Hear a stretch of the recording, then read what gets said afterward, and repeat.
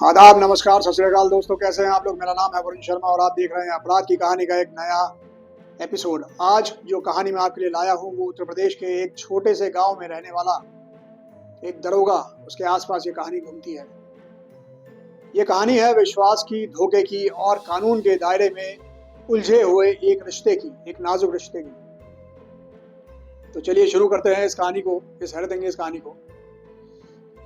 आदित्य कुमार एक 2019 बैच का उत्तर प्रदेश पुलिस का एक जवान दरोगा जो बुलंदशहर के एक गांव का रहने वाला था। उसकी शादी 17 फरवरी 2024 को दिव्यांशी चौधरी नाम की एक लड़की से हुई।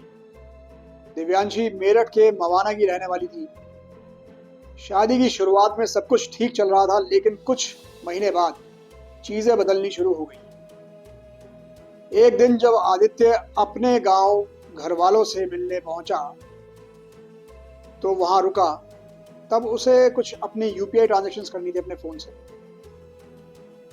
जब उसकी ट्रांजैक्शंस फेल होने लगी तो उसने अपनी बीवी, अपनी पत्नी दिव्यांशी से उसका फ़ोन मांगा और उसने बोला कि मैं कुछ ट्रांजैक्शंस करना चाहता हूँ यूपीआई से।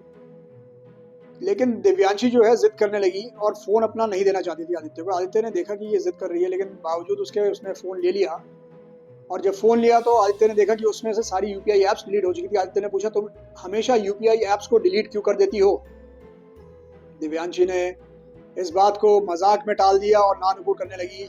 लेकिन आदित्य का दिमाग में जो है एक शक बैठ गया था। एक पुलिस ऑफिसर होने के नाते आदित्य ने अपनी पत्नी से पूछने की कोशिश करी और उसकी चुपचाप जांच करने की कोशिश करी और उसने शुरुआत कर दी। जो पता चला जांच से आदित्य के उसने होश उड़ा दिए। दिव्यांशी के नाम पर अलग अलग बैंक्स में 10 खाते खुले हुए थे, जिसमें 1 करोड़ से ज़्यादा का ट्रांजैक्शन हो चुका था।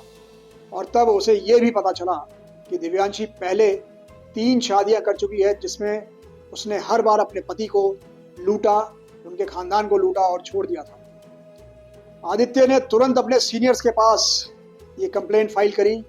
लेकिन कहानी में ट्विस्ट तब आया जब 25 नवंबर 2024 को दिव्यांशी सीधा कानपुर के पुलिस कमिश्नर के ऑफिस पहुंची और मीडिया के सामने चिल्लाने लगी, गिड़गिड़ाने लगी, रोने लगी। उसने आदित्य पर मारपीट और अब्यूज के इल्जाम लगाए। दिव्यांशी का कहना था, मेरा पति मुझे धमकी देता है और मेरी पुरानी शादियों का मजाक उड़ाता है।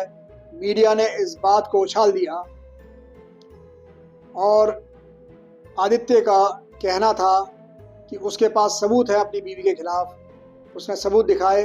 एक लुटेरी दुल्हन है मेरी बीवी, जो लोगों को फंसाकर उनसे पैसा लूटती है। ये आदित्य कुमार के बयान थे। ये केस कानपुर के एडिशनल डीसीपी अमित सिंह को दिया गया। कानपुर के डीसीपी सेंट्रल दिनेश त्रिपाठी का कहना था कि अभी तक दरोगा के दिए गए सबूत दिव्यांशी के खिलाफ जा रहे हैं, लेकिन असली सच जांच के बाद ही सामने आएगा।